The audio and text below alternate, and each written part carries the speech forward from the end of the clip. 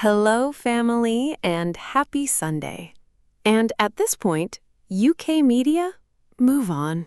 They really sat down, opened a blank document, looked at the cursor blinking expectantly on that empty white screen, and thought, deeply, creatively, with what must have been genuine commitment to the bit, what if Meghan flies back to the UK with personalized jam gifts to heal the royal family? That was the pitch. That was the story that cleared editorial review, went through whatever process exists between idea and publication, and arrived in the world as a piece of content that was apparently intended to be taken seriously as journalism.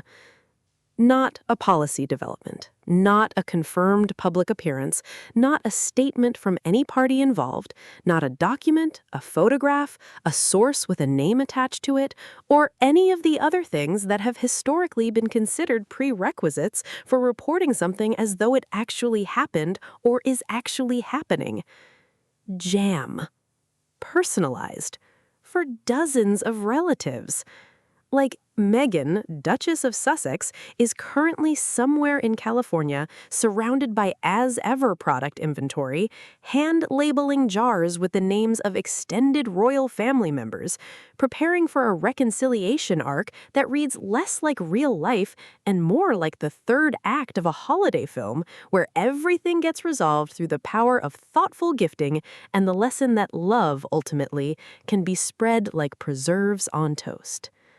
And the wildest part, the detail that elevates this from merely absurd to genuinely impressive in its commitment, is that not a single credible source confirmed any of it.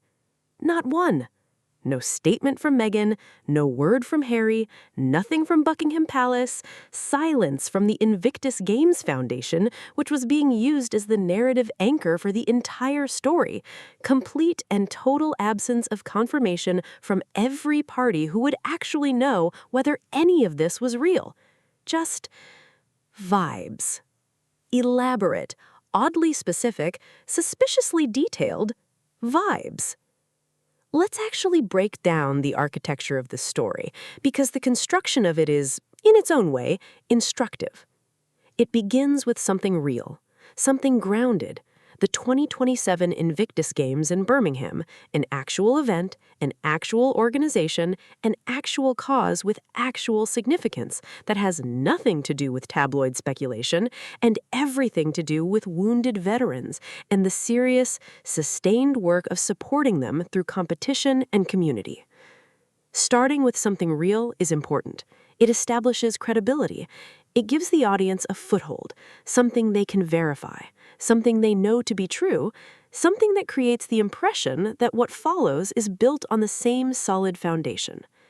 And then, smoothly, almost imperceptibly, with the practiced ease of a transition that has been executed many times before, the story leaves that foundation behind. Suddenly, we are not talking about the Invictus Games as a sporting event with humanitarian significance.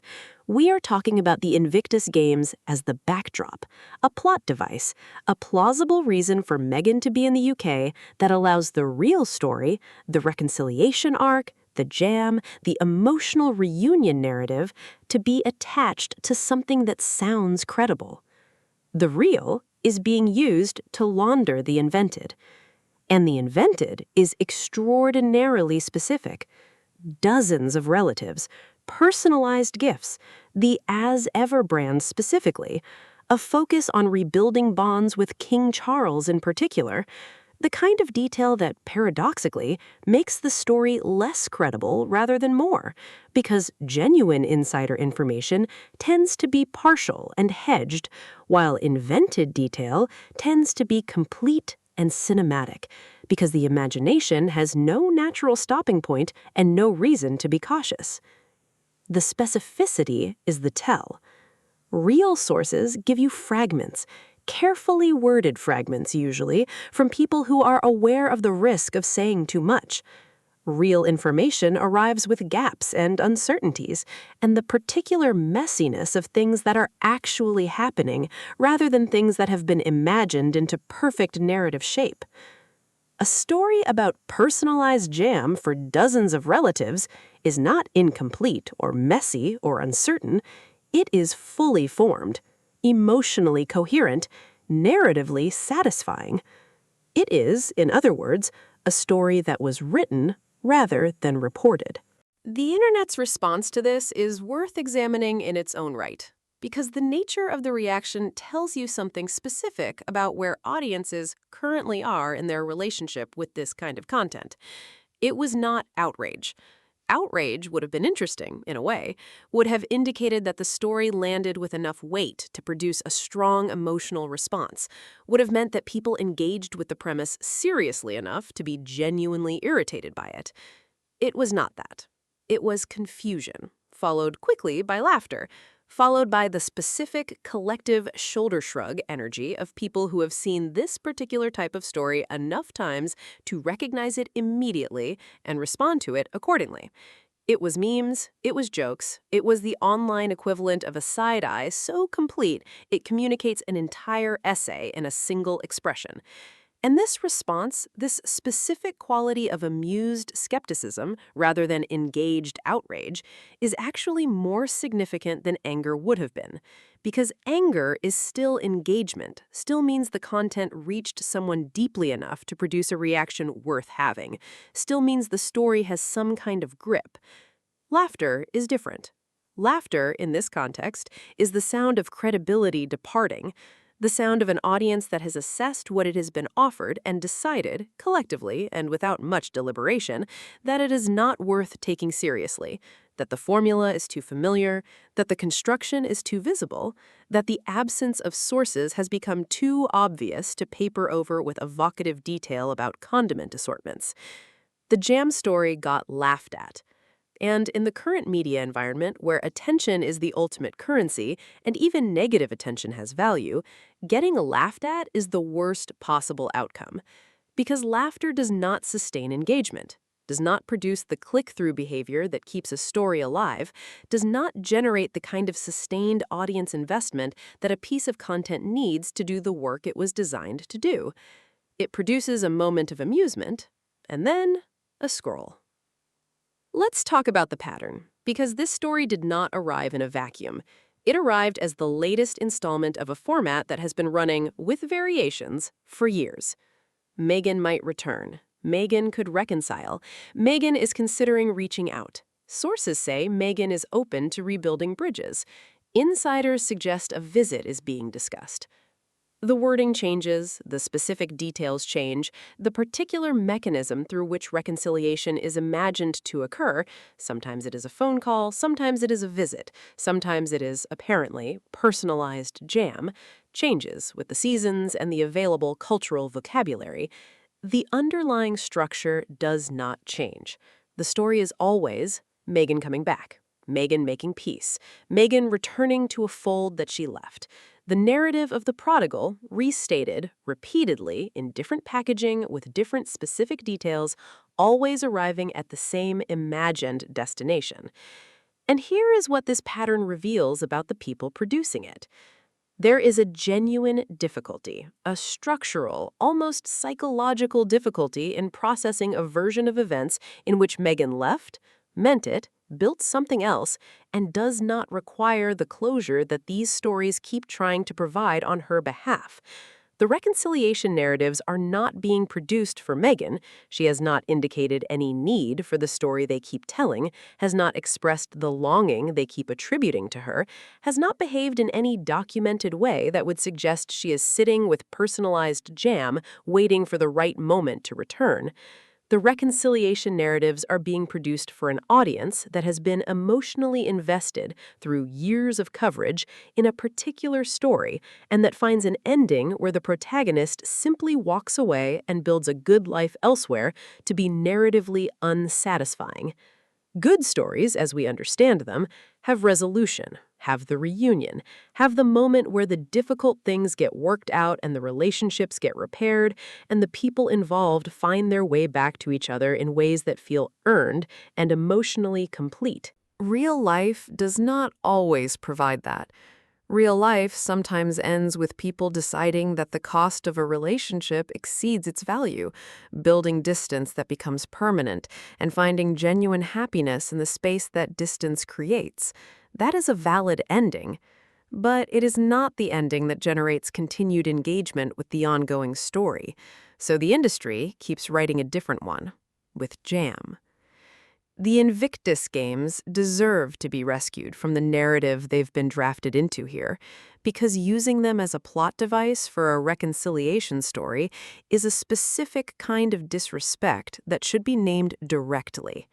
The Invictus Games are not a backdrop, are not a convenient UK-based event that provides a plausible reason for Meghan to be on British soil so that the real story, the emotional arc, the gift exchanges, the rebuilding of bonds, can unfold against a backdrop of legitimacy.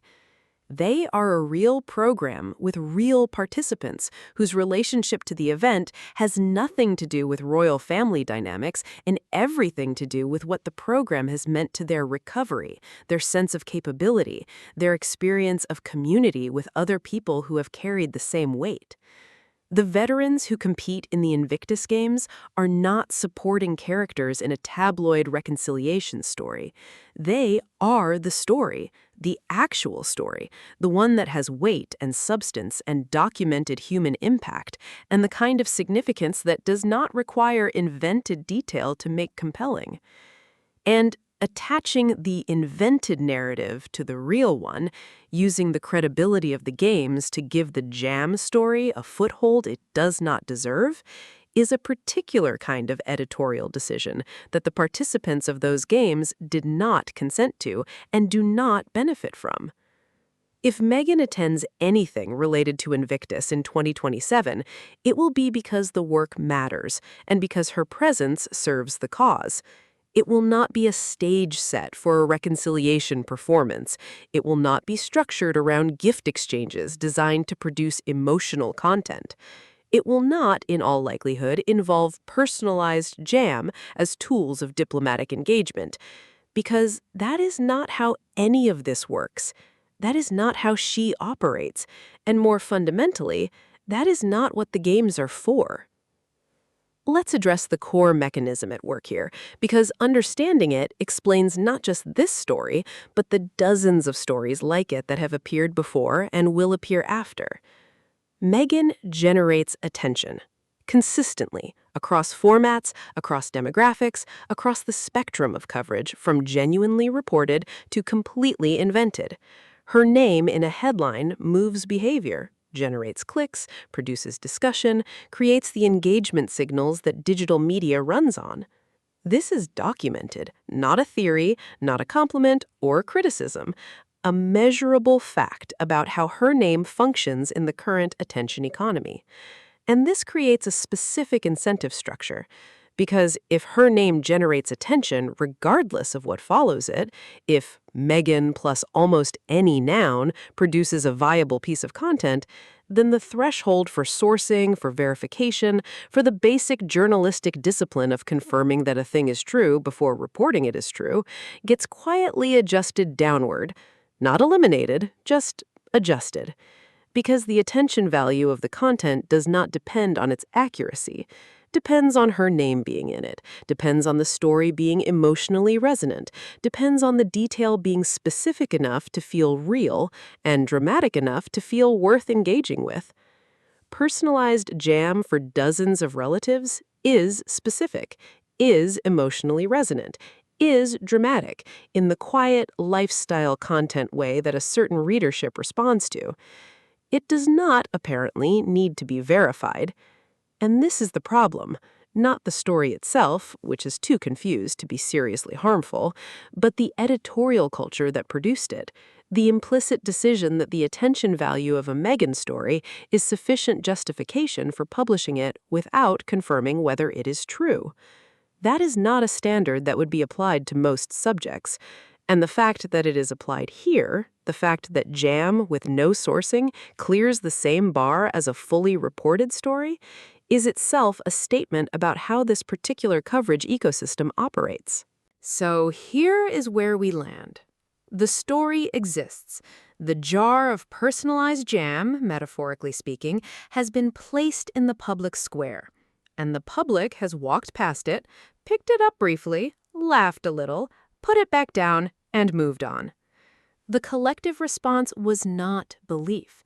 It was not emotional investment. It was not the kind of sustained engagement that the story was presumably hoping to generate. It was the specific, slightly weary recognition of an audience that has been here before, that knows the format, that can identify the structure. Real hook, invented detail, emotional arc, no sources, and respond to it accordingly, with a raised eyebrow and a scroll.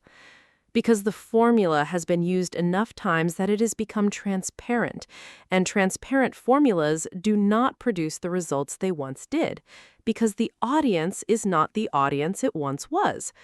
People are paying attention, not to the stories being told, to how the stories are constructed.